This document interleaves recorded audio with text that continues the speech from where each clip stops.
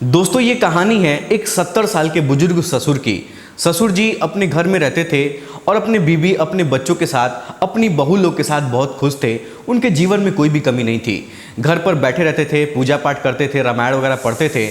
लेकिन एक दिन अचानक उनकी बीवी की मौत हो जाती है और जब उनकी पत्नी की मौत होती है तो उसके ठीक 4 साल बाद उनके परिवार के ऊपर एक ऐसी संकट आती है जिसको सुनने के बाद आपके पैरों तले जमीन खिसक जाएगी। दोस्तों वो संकट इतनी बड़ी थी ना कि उस संकट की वजह से पूरे परिवार के लोग एकदम से उलझ चुके थे, सबकी जिंदगी बर्बाद हो गई थी और मजबूरी में इस 70 साल के ससुर को अपने घर वालों के खिलाफ जाकर मंदिर में अपने 28 साल की बहू से शादी करनी पड़ जाती है। आखिर जीवन के अंतिम पड़ाव पर इस बुजुर्ग आदमी को अपनी 28 साल की बहू से शादी क्यों करनी पड़ी थी, पूरी घटना की सच्चाई जानने के लिए वीडियो को पूरा जरूर देखिएगा। दोस्तों ये सच्ची घटना गोरखपुर की है और गोरखपुर में एक हंसता खेलता परिवार रहता था। जो 70 साल के बुजुर्ग आदमी हैं उनका नाम कैलाश यादव है। दोस्तों कैलाश यादव बड़े हट्टे कट्टे थे शरीर से और जब इनकी शादी हुई थी तो बहुत जवान थे। लेकिन शादी होने से पहले इनका सरकारी नौकरी लगा था और ये होमगार्ड की नौकरी करते थे।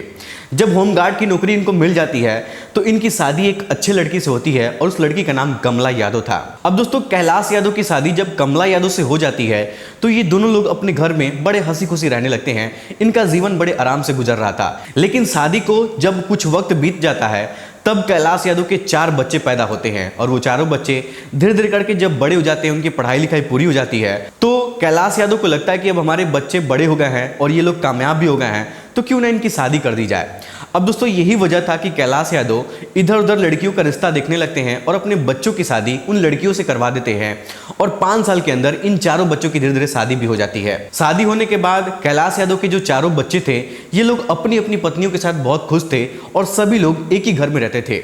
जब चारों बच्चों की शादी हो जाती है तो कैलाश यादव को भी तसल्ली मिल जाती है कि चलो हमारे बच्चे अब सेटल हो गए हैं, अब जिंदगी में कोई भी प्रेशर नहीं है, सब कुछ अब आराम से निकल जाएगा। लेकिन जैसे ही 3-4 साल का वक्त गुजरता है तब तक अचानक कैलाश यादव की जो पत्नी है उनकी तबीयत खराब होती है और उनकी मौत हो जाती है। वो इस दुनिया को छोड़कर चली जाती हैं। अब जब कैलाश यादव की पत्नी की मौत होती है तो कैलाश यादव बहुत ज़्यादा सदमे में पहुंच गए थे और वो घुट घुट कर रहने लगे थे क्योंकि उनकी जो उम्र थी वो काफ़ी ज़्यादा हो चुकी थी और उस उम्र में उनको अपनी पत्नी की ज़रूरत थी। लेकिन उस उम्र में उनकी पत्नी उनको छोड़कर चली गई थी तो कैलाश यादव बहुत ज़्यादा परेशान हो गए थे। लेकिन कैलाश यादव के जो बेटे थे और जो उनकी बहू थी ये सभी लोग कैलाश यादव का बहुत ज़्यादा सेवा करते थे। यानी कि जो बहू लोग थी वो लोग अपने ससुर जी का बहुत सेवा करती थी और उनका ध्यान रखती थी, किसी भी चीज़ की कमी महसूस नहीं होने देती थी। समय पर उनको नाश्ता देना, समय पर खाना देना, कब उनको नहलाना है, कब क्या करना है, सारी चीज़ें आराम से हो रही थी, कोई भी दिक्कत परेशानी नहीं थी। लेकिन दोस्तों जब कैलाश यादव की पत्नी को मरे हुए 12 साल का वक्त गुजर जाता है तो अचानक एक दिन कैलाश यादव के जो 4 बच्चे थे उनमें से एक जो बच्चा था उसकी तबीयत बहुत ज़्यादा खराब हो जाती है। वो कंपनी में काम करने के लिए गया था और अचानक वहां पर उसकी तबीयत खराब हो गई थी तो वो अपना काम छोड़कर अपने घर पर आ गया था इलाज करवाने के लिए। तो उसके तीनों भाई लोग मिलकर उसको अस्पताल में लेकर जाते हैं और वहां पर उसको भर्ती करवा देते हैं। वहां पर उस लड़के का 3-4 दिन तक इलाज चलता है और फिर जब वो थोड़ा सा ठीक हो जाता है तो फिर से वो अपने घर पर आ जाता है। जब घर पर आता है तो सभी लोग उसका अच्छे से देखभाल करते थे, उसको दवाई खिलाते थे, उसका देखभाल करते थे। लेकिन घर पर रहते रहते फिर से अचानक उसकी तबीयत खराब हो जाती है तो फिर से उसको अस्पताल में भर्ती करा दिया जाता है। लेकिन इस बार जब वो अस्पताल में भर्ती होता है तो उसकी हालत एकदम से गंभीर हो जाती है और 3-4 दिन के अंदर उसकी मृत्यु भी हो जाती है। अब दोस्तों जब चारों बच्चों में से एक बच्चे की मृत्यु हो जाती है तो कैलाश यादव बहुत ज़्यादा परेशान हो जाते हैं क्योंकि 12 साल पहले उनकी पत्नी की मृत्यु हो गई थी और 12 साल बाद उनके एक बेटे की मृत्यु हो जाती है। तो पूरे परिवार में एकदम सा दहशत का माहौल छा जाता है और घर के सभी लोग सोचने लगे थे कि कहीं कोई हमारे घर के ऊपर कुछ कर तो नहीं दिया है जिस वजह से हमेशा लोगों की मौत हो रही है, सबकी तबीयत खराब हो रही है। यही सब सोचकर पूरे घर के लोग बहुत ज़्यादा हैरान और परेशान थे। लेकिन दोस्तों मैं आपको बता दूं कि कैलाश यादव को जो बच्चा मरा था उस बच्चे की जो पत्नी थी उसका नाम पूजा था। जब उसकी मृत्यु हो गई थी तो पूजा घर पर अकेली रहने लगी थी और उसका जीवन बड़े साधारण तरीके से गुजर रहा था। और पूजा की उम्र 28 साल के आसपास थी। वो दिखने में जवान थी, खूबसूरत थी, पढ़ी लिखी लड़की थी और बहुत ज़्यादा समझदार थी। अब जब उसका पति मर जाता है तो पूजा घर में अकेली रहने लगती है और जब अकेली रहने लगती है तो उसका घर में मन नहीं लगता है। कुछ दिन के लिए वो अपने मायके चली जाती है, अपने माता पिता के साथ रहती है, लेकिन वहाँ पर भी उसका मन नहीं लगता है। तो मजबूरी में जो पूजा है वो अपने ससुर जी के पास चली आती है और घर पर जब आती है तो वो ठान लेती है कि अब मैं अपने ससुर जी की सेवा करूंगी और इन्हीं की सेवा में अपनी पूरी जिंदगी निकाल दूंगी। लेकिन कैलाश यादव के बेटे को मरे हुए जब 4 साल का वक्त गुजर जाता है तो कैलाश यादव सोचते हैं कि हमारी जो बहू है पूजा वो अभी जवान है और इस तरीके से वो अपनी ज़िंदगी गुजारेगी तो आगे उसके जीवन में बहुत कठिनाइयाँ होगी। यही सब सोचकर जो कैलाश यादव हैं, जो उसके ससुर जी हैं, वो उसकी शादी करवाने के बारे में सोचने लगते हैं। अब दोस्तों कैलाश यादव अपने रिश्तेदारों से बातचीत करते हैं, अपने दोस्त मित्रों से बातचीत करते हैं और जहाँ पर ये पहले ड्यूटी करते थे होमगार्ड का, वहाँ पर भी बातचीत करते हैं। तो कुछ लोगों से इनको पता चलता है कि एक लड़का है जो शादीशुदा है, उसकी पत्नी मर चुकी है और उसका एक लड़का है। अब दोस्तों कैलाश यादव उस लड़के से बातचीत करते हैं और पूजा का फोटो उसको दिखाते हैं तो पूजा को वो लड़का पसंद कर लेता है। तो इस तरीके से कैलाश यादव यानी कि पूजा के जो ससुर जी थे वो अपनी बहू की शादी उस लड़के से करवा देते हैं। अब दोस्तों जब पूजा की दूसरी शादी हो जाती है तो पूजा वहां पर अपने पति के साथ आराम से रहने लगती है।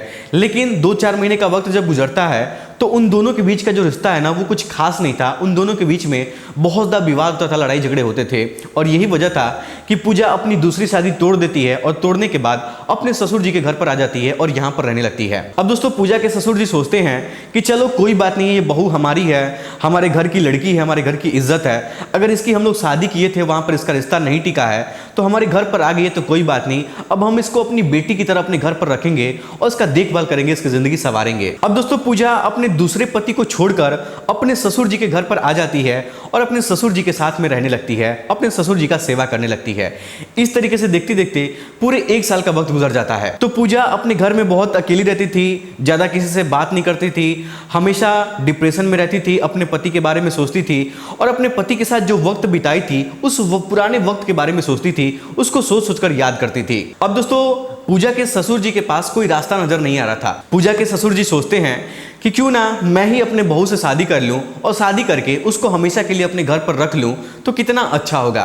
अब दोस्तों यही वजह था कि पूजा के ससुर जी न अपने घर वालों से बातचीत नहीं करते हैं, अपने बच्चों से नहीं पूछते हैं और ना ही अपने बच्चों की बहू से बातचीत करते हैं और सीधा क्या करते हैं कि अपनी 28 साल की बहू जो पूजा है इसको अपने साथ बाइक पर बैठाते हैं और लेकर एक मंदिर में चले जाते हैं। मंदिर में जाने के बाद पूजा को वहां पर बैठाकर बहुत समझाते हैं कि पूजा देखो, हमारे समाज में इस तरीके की बातें चल रही हैं कि तुम्हारा पति मर गया है, तुम घर पर अकेली हो, तो तुम्हारे बारे में हमारे गांव के लोग तरह तरह की बातें करते हैं, इसीलिए उस बार मैंने तुम्हारा शादी भी करवाया था लेकिन तुम उसके साथ नहीं रही, उससे शादी तोड़कर फिर से वापस चली आई। इसलिए मैं चाहता हूं कि अब मैं खुद तुमसे शादी करके तुमको अपने घर पर रखूं ताकि हमारे समाज के जो लोग हैं वो लोग हमारे बारे में उल्टा सीधा ना बोले। अब दोस्तों जो पूजा थी ना वो बहुत ज़्यादा लाचार हो चुकी थी, उसके पास कोई भी रास्ता नजर नहीं आ रहा था। पूजा अपने ससुर जी को बहुत ज़्यादा मानती थी, बहुत ज़्यादा प्यार करती थी और अपने पिता की तरह उनको मानती थी।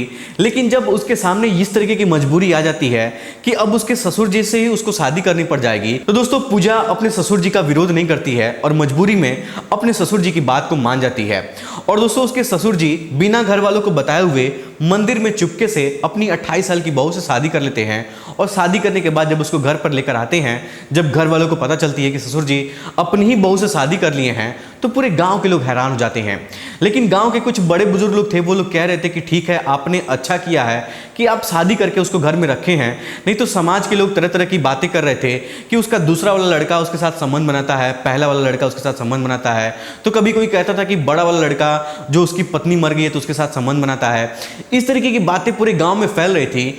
तो जो कैलाश यादव थे, इनके घर की जो बदनामी है बहुत ज्यादा हो रही थी। अब दोस्तों यही मजबूरी थी कि कैलाश यादव अपनी बहू से शादी कर लिए थे। लेकिन जैसे ही 15-20 दिन का वक्त गुजरता है तो पूरे गांव के लोग और कैलाश यादव के घर के जो बच्चे थे इनके तीनों, वो लोग भी एक्सेप्ट कर लेते हैं इस चीज को और एक्सेप्ट करने के बाद सब लोग हंसी खुशी रहने लगते हैं। लेकिन दोस्तों जब 1 महीने का वक्त गुजरता है तो कैलाश यादव का जो फोटो है ना शादी करने का, वो सोशल मीडिया पर वायरल होने लगता है। और जब ये फोटो वायरल होता है तो पूरे समाज में ये हंगामा फैल जाता है कि 70 साल की उम्र में जिसको पूजा पाठ करना चाहिए वो आदमी अपने 28 साल की बहू से शादी कर लिया है। इस बात को सुनकर समाज के सभी लोग उल्टा सीधा कमेंट कर रहे थे। लेकिन जब कैलाश यादव की सच्चाई के बारे में जब पूरे लोगों को पता चलता है तब जाकर सभी लोग कहते हैं कि हाँ, कैलाश यादव जो हैं वो सही किए हैं, वो कुछ गलत नहीं किए हैं और अपने घर की इज्जत को अपने घर में ही रखे हैं। ये बहुत अच्छी बात है। दोस्तों, कैलाश यादव गोरखपुर में रहकर होमगार्ड की नौकरी करते थे और कुछ दिन पहले ही वो अभी रिटायर हुए हैं और आज भी वो अपनी पत्नी के साथ यानी कि अपनी बहू के साथ जो पूजा है उसके साथ हंसी खुशी अपना जीवन बिता रहे हैं। तो दोस्तों, ये थी आज की कहानी छोटी सी। आपको कैसी लगी हमें कमेंट बॉक्स में जरूर बताइएगा और इस सच्ची घटना को सुनने के बाद आप लोग क्या कहना चाहेंगे, अपनी राय हमें कमेंट बॉक्स में जरूर बताइएगा। फिलहाल आज के इस वीडियो में इतना ही।